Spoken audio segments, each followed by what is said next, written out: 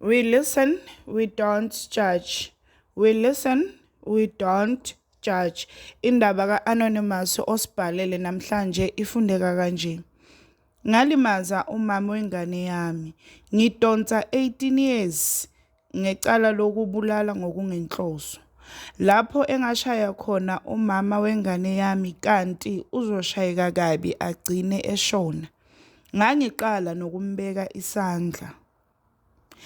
Bengihlala nomama wengane yami kanye nengane yethu eyayina 2 years ngaleya inkathi emchashweni. Ngashiwa umama wami ongizalayo emhlabeni ngino 2 years, ngakhuliswa ngugogo ngaze ngano 10 years. Ugogo wandlula emhlabeni. Kusukela lapho ngasala nomalume nomalumekazi. Phela kwakukukibo lapha, vele sasihlala naye kusaphila ugogo. Kodwa emva kokushona kukagogo zajika izinto. Ngaqala ngahlukumezeka kakhulu ngoba kwakuyimi owayenza iwashingi yawo wonke umuntu ngiphinde ngipheke. Umalumekazi wayengenzi lutho nezingane zakhe. Kodwa ngoNkulunkulu emuhle njalo, ngazimisela esikoleni, ngaphumelela ngathola umfundazwe, ngahamba ngayofundela ubunjiniyela, electrical engineer. Ngenhlanhla ngawuthola umsebenzi. Ngangiwasaba amantombazane ngesimo engangiphila phansi kwaso ekhaya komalume, kodwa ngathi sengithole umsebenzi kwakhona lo sisi owangichaza, ngase ngizibika wavuma, sathandana sahlala sonke saze saba nengane. Umama wengane yami bekuwumuntu ophuza utshwala kanti mina bengingabulokothi utshwala. Ngenxa yokuthi umalume uma ephuzile ubengithuka angibize ngevezandlebe, so ngazitshela ukuthi angisoze ngabuphuza utshwala ngoba benzisana izinto ezirong. Kodwa ke uma wengane yami ngangimthanda, ngapha sengenzela nengane ngoba ngangingafuni ukuthi ikhule njengami. Ngangifuna ukuthi ikhule phansi komama nobaba.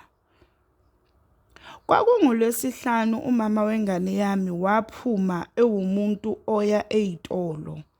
Wangishiya nengane okuyinto engangingenankinga nayo ukusala nengane. Inkinga yaqala ngenkathi esehambe amahora amaningi. Mangimuthinta ocingweni ngathola ukuthi seluvaliwe. Ngahlala kwaze kwaba late.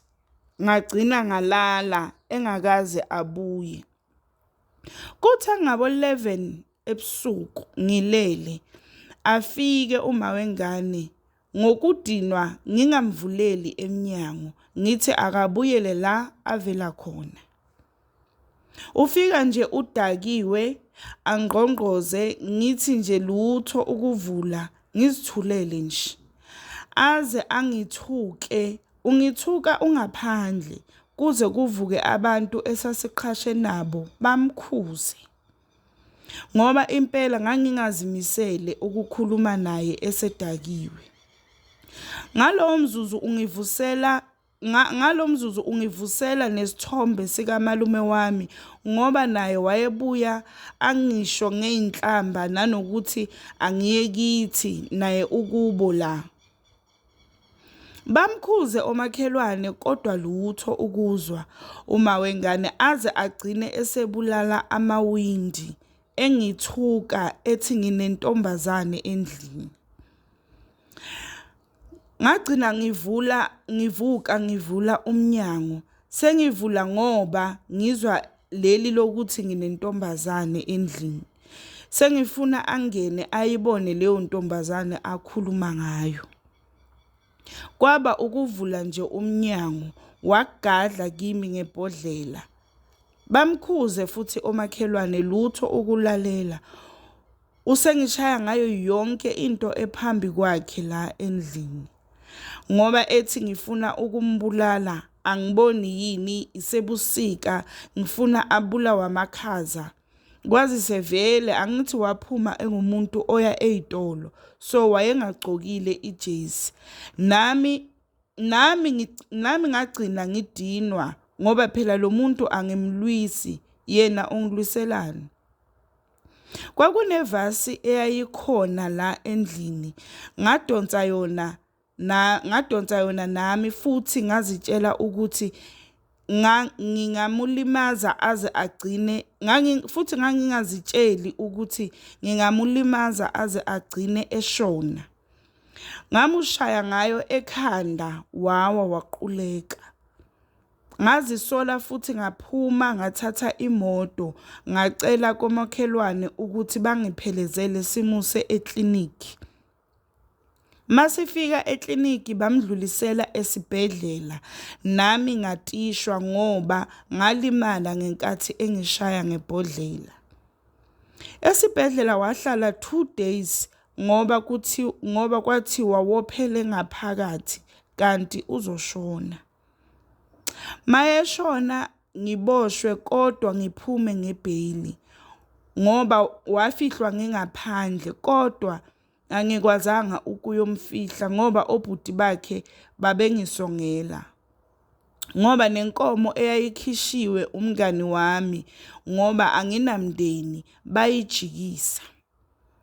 Ngalihamba icala iminyaka lagcina lingigweba 18 years.